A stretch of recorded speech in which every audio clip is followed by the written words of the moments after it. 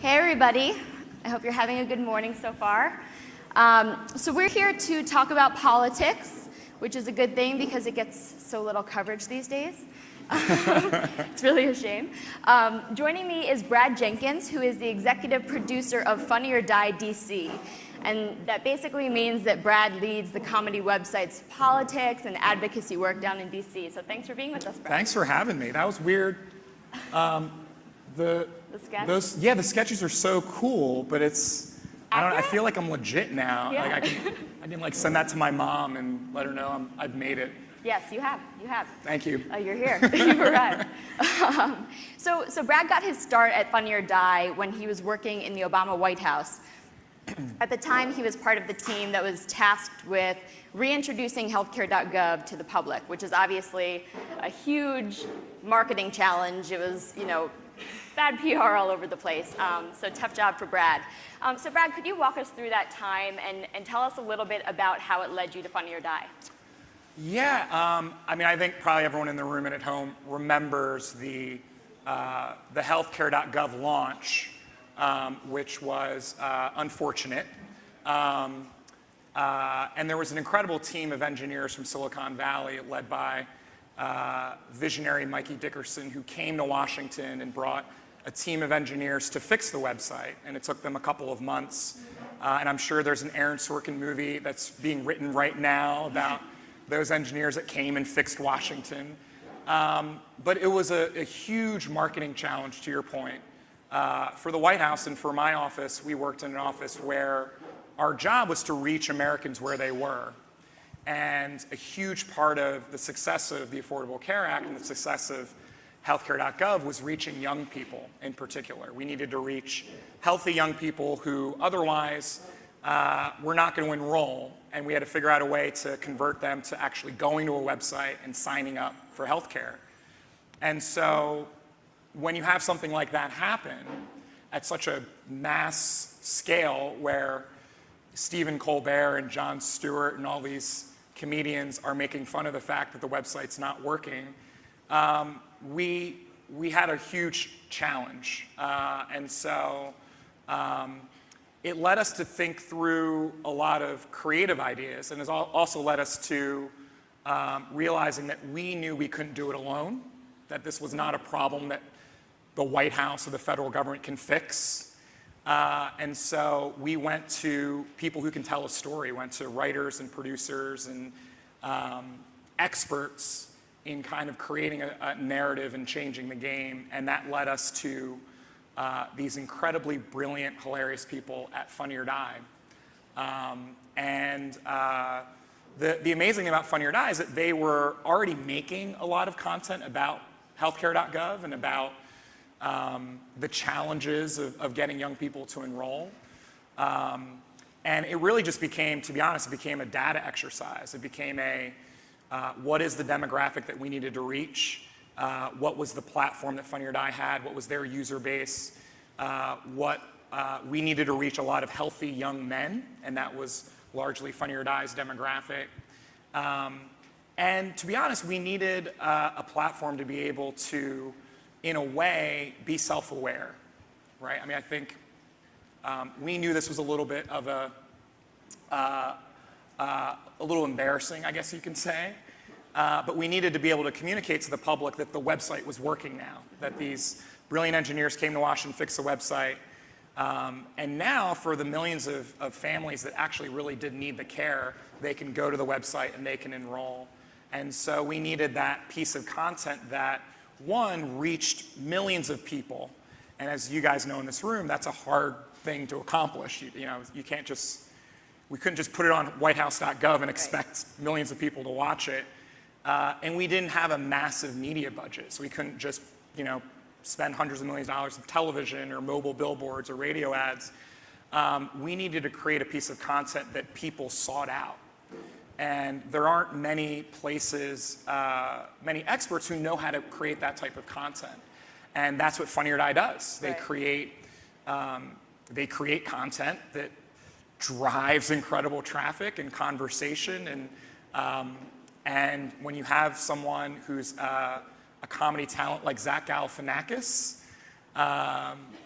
And each one of these Between Two Ferns videos has tens of millions of views already, so we have a sort of baseline. So why don't we, before yeah, we start talking about getting it, way ahead of myself. we'll introduce the clip. This is the genius collaboration between the White House and Funny or Die. It makes me laugh every time.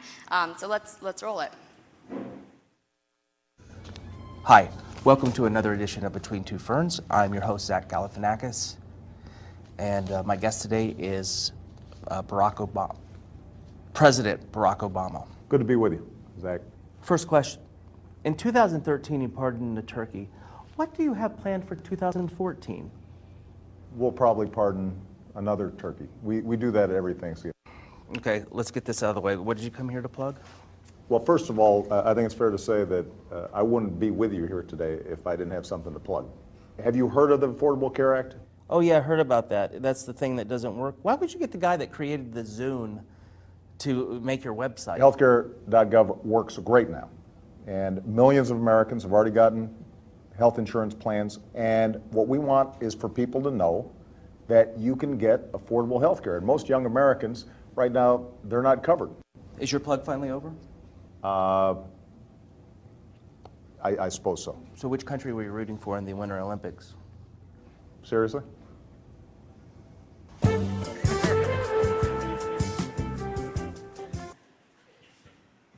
I love that. Yeah.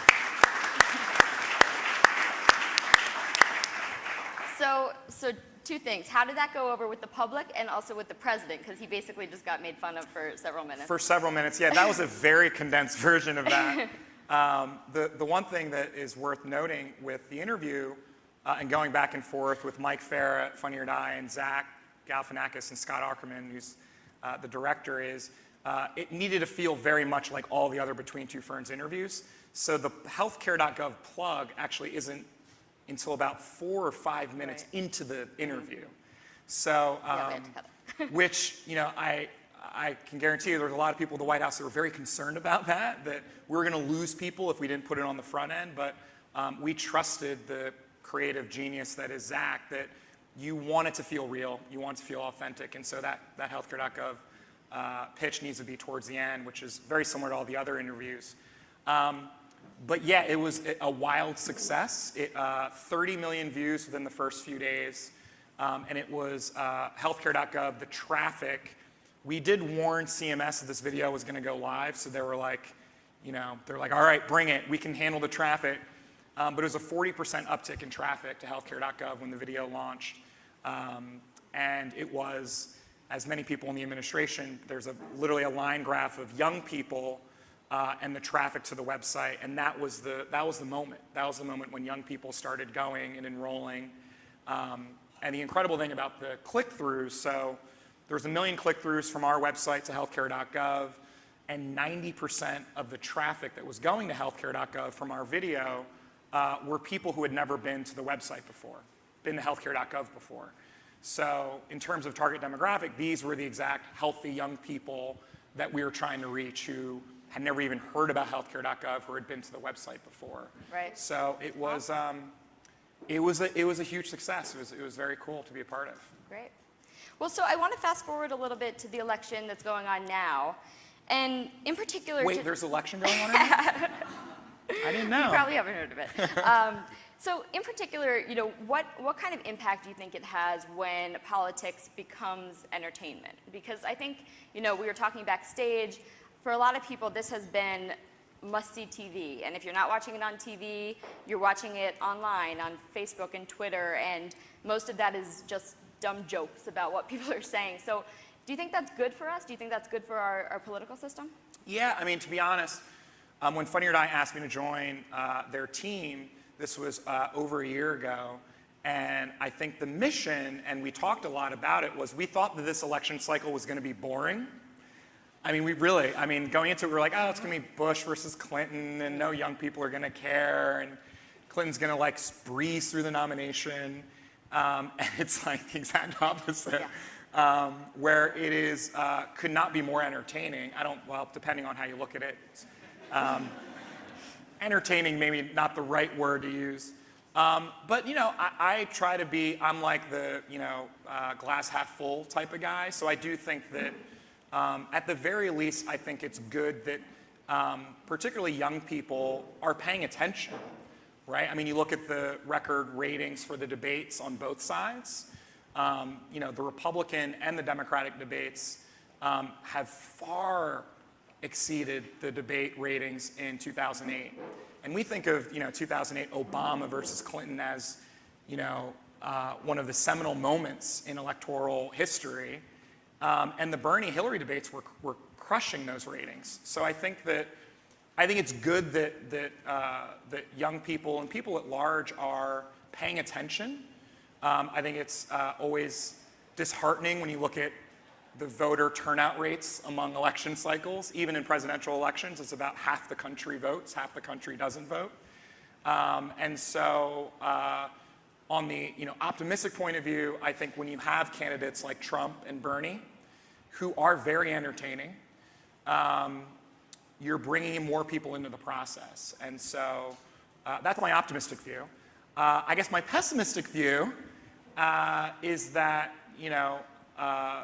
politics and governing the country is a lot more complicated than 140 character tweets and sound bites and, talking heads on cable news. Nothing against talking heads on cable news.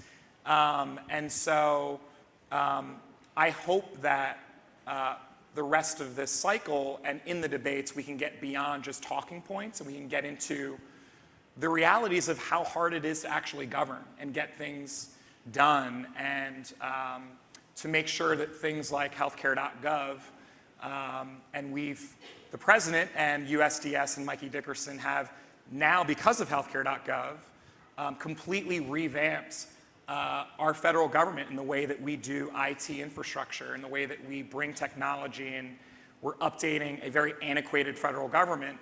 And it took something like that to happen in order for these conversations to take place. So, I'm optimistic. I'm optimistic, but it is an interesting thing where a nominee for President of the United States, you just don't know what he's going to tweet.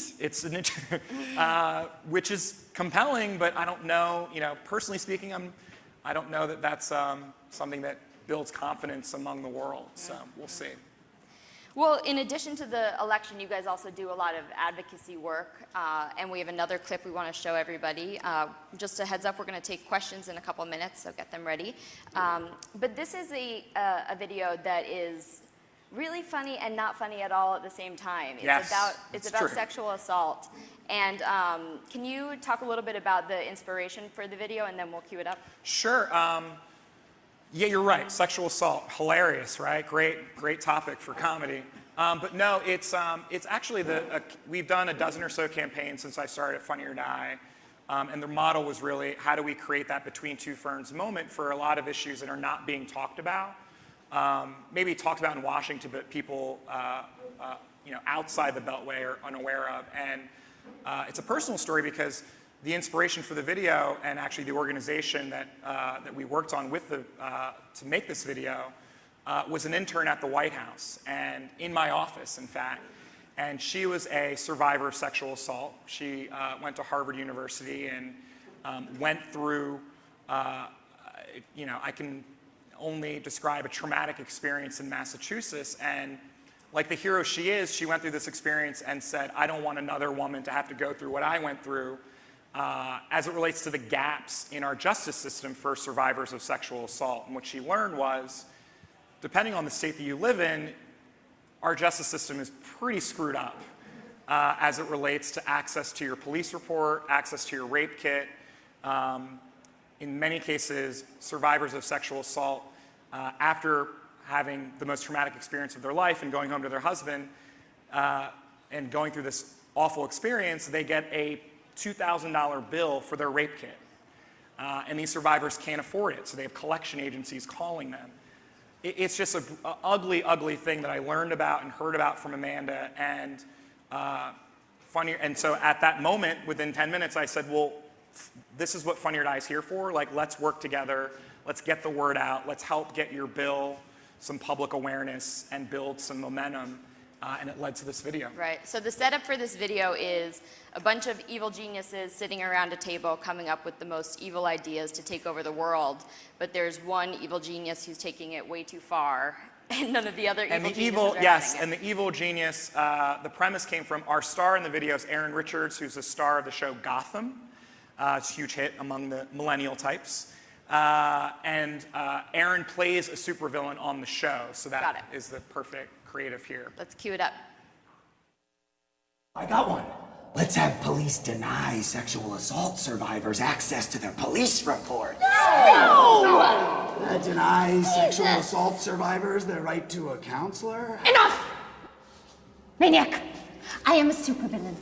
I personally want to watch Captain Brave weep as his beloved city sinks into the ground. But even I wouldn't do any of the fucked up stuff you're saying.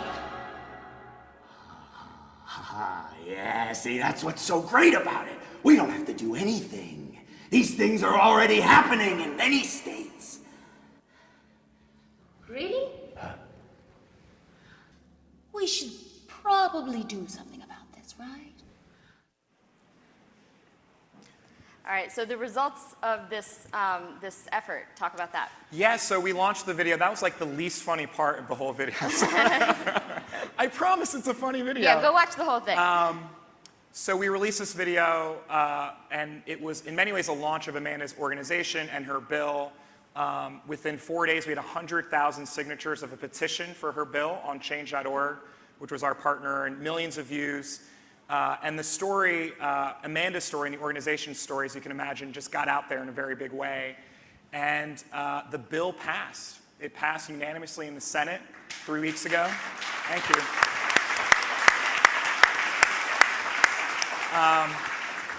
Which is just an incredible thing. And to his credit, Speaker Ryan, a huge shout out to Speaker Ryan, I'll put you on blast here.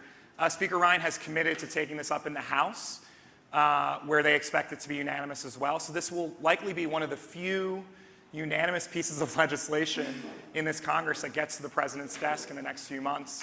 And it's thanks to Amanda. Well, thank you, Brad, for that. Do we have any questions out there? I think we have one right here in the middle. Microphone's coming. Hi. You mentioned very specific and successful stats concerning the Zach Galifianakis partnership. 90%, I think, is what you said in terms of click-throughs to gov.org. But what was there a conversion rate? Did you get some of those young people to actually sign up, or was it more brand awareness? Yeah, I mean, the goal really here was just traffic. It was really three things. The first was just traffic. There was young people were not going to the website. They weren't even aware that it existed in many ways. And so just getting the sheer numbers of people to the, having the conversation, getting that traffic was huge. CMS, the Center for Medicare and Medicaid Services, have those conversion rates. It was not public, so we don't know actually what the numbers were, and we can't make them public. But two, the really big thing to your question on the brand awareness, we had a huge branding problem, right? I mean, I think that Obamacare, the Affordable Care Act, was already kind of the most divisive thing in politics before the enrollment period. Half the country hated it, half the country sort of loved it because of Obama. And we needed to kind of get beyond that and explain to the American people that this is a product that if you don't have, you can get. And that's really what the purpose of the video was trying to break down this red team versus blue team thing and realize that it doesn't matter if you're a Republican from Kansas, if you don't have health care, you can go to the website and see your options. And the truth to that on the sort of data side, on every video, people don't realize this about Funny or Die, it's sort of like Hot or Not. The premise of Funny or Die was you go to the video and you vote Funny or Die, right? It's like Reddit, upvote or downvote. No one quite realizes that anymore. So every video on Funny or Die has a ranking, has a funny ranking or a die ranking. Most of our high-performing celebrity videos like this is about 75% when you have a big name and it gets out there. Our lesser known videos are more like 50%, 60%. This video had 89% funny rating. So if you think about that, think about half the country that hates Obamacare, hates Obama. You think about how divisive this was, and you also think about how this was a pitch for a website that didn't work for 2 months, and yet people still thought it was funny. And I think that that's